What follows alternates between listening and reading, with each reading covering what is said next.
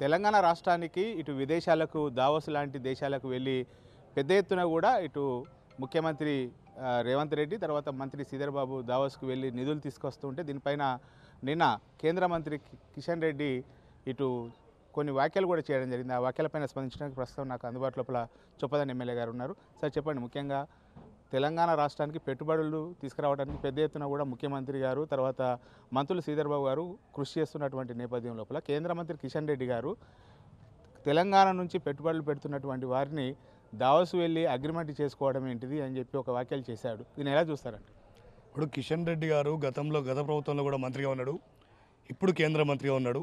తెలంగాణ విభజనలు ఇచ్చినటువంటి హామీలను కనీసం ఒక్కరోజు కూడా ప్రధానమంత్రితో కానీ కేంద్ర ప్రభుత్వంతో కానీ మాట్లాడలేనటువంటి దద్దమ్మ కూడా ఈ రాష్ట్ర ప్రభుత్వం మీద కామెంట్లు చేయడం ఆయన సిగ్గుమాలినతనానికి నిదర్శనం. ఇప్పుడు విభజన చట్టంలో ఆనాడు యూపీఏ ప్రభుత్వం ఉన్నప్పుడు బయ్యార ముక్కు పరిశ్రమ, అదేవిధంగా గిరిజన యూనివర్సిటీ కోసం, అదేవిధంగా కాజుపేట కోచ్ ఫ్యాక్టరీ, ఈ అంశాలు ఏవి కూడా కేంద్ర ప్రభుత్వంతో చర్చించకుండా ఒక దద్దమ్మలాగా ఈ రాష్ట్రం నుంచి కేంద్ర మంత్రివర్గంలో ప్రాతినిధ్యం వహిస్తున్నారు.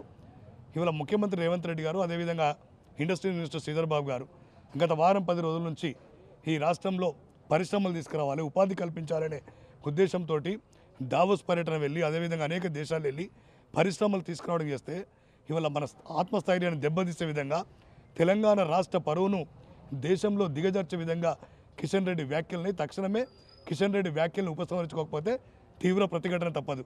ఇలా కేంద్ర మంత్రిగా గతంలో ఉండి ఇప్పుడుండి ఈ రాష్ట్రానికి ఎన్ని నిధులు తీసుకొచ్చినా శ్వేతపత్రం విడుదల చేయి, అప్పుడు నీకు ఈ రాష్ట్రం గురించి మాట్లాడే అర్హత ఏమైనా ఉంటుంది. మీ ఈ రాష్ట్రంలో కిషన్ రెడ్డి గురించి ప్రతి ఒక్కరికి తెలుసు. ఆయన బీఆర్ఎస్ తోటి కేసీఆర్ తోటి చీకటి ఒప్పందం కూర్చుకొని ఈ రాష్ట్రంలో భారతీయ జనతా పార్టీని బీఆర్ఎస్తో కుమ్మక్కై వీక్ చేస్తున్న సంగతి ఆ పార్టీ కార్యకర్తలే అంటున్నారు. ఆయన ఎంత తక్కువ మాట్లాడితే అంత మంచిది.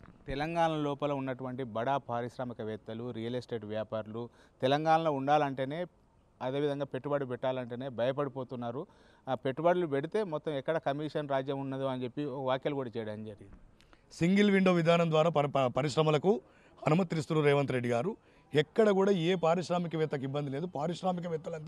పారిశ్రామికవేత్తలకు ఎర్ర తివాచి పరుస్తుంది తెలంగాణ రాష్ట్రం. ఇక్కడ పెట్టడానికి చాలా కంఫర్ట్గా ఫీల్ అవుతున్నారు.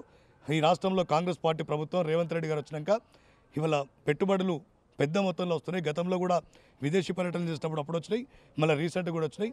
అనేక మంది పారిశ్రామికవేత్తలు నిత్యం కూడా ఇటు ఇండస్ట్రీస్ మినిస్టర్ అటు ముఖ్యమంత్రి గారిని కలుసుకుంటూ ఈ రాష్ట్రంలో పెట్టుబడులు పెట్టడానికి సుముఖంగా ఉన్నారు. అంటే పారిశ్రామికవేత్తను ప్రతి ఒక్క పారిశ్రామికను వేధించని వారు లేరు, రియల్ ఎస్టేట్ వ్యాపారులను వేధించని వారు లేరు అని చెప్పి కూడా అన్నారు. అట్లా మాట్లాడడానికి ఒక బాధ్యత గల కేంద్ర మంత్రిగా ఉండి నిజంగా సిగ్గుపడాలి. నేను ఇంతకుముందు చెప్పినా కదా, బీఆర్ఎస్ యొక్క ఎజెండాను కిషన్ రెడ్డి కేంద్రంలో అమలు చేస్తున్నాడు. అందుకే వాళ్ళ మీద ఎలాంటి కేసులు కాకుండా వాళ్ళని కాపాడుతూ ఉన్నాడు. గతంలో కూడా బీజేపీ బీఆర్ఎస్ కలిసి పనిచేసినాయి. బీజేపీ కేంద్రంలో ఏ చట్టం తీసుకొచ్చినా కూడా వీళ్ళు నిస్సిగ్గుగా సపోర్ట్ చేసిండు, వాళ్ళు సపోర్ట్ తీసుకున్నారు. వాళ్ళిద్దరిని మేము వేరేగా అనుకుంటున్నారు. బీఆర్ఎస్ ఎజెండానే ఇలా కిషన్ రెడ్డి అమలు పరుస్తున్నాడు.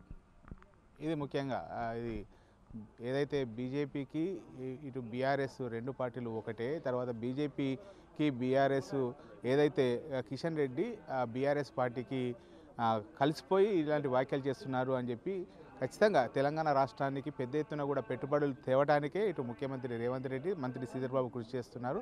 కేవలం ఇది నిరాధారమైనటువంటి ఆరోపణలు. వెంటనే తెలంగాణ సమాజానికి ఆరోపణలపైన క్షమాపణ చెప్పాలి అని చెప్పి అయితే చొప్పదండి ఎమ్మెల్యే మేడిపల్లి సత్యం డిమాండ్ చేస్తున్నటువంటి పరిస్థితి కనబడుతుంది.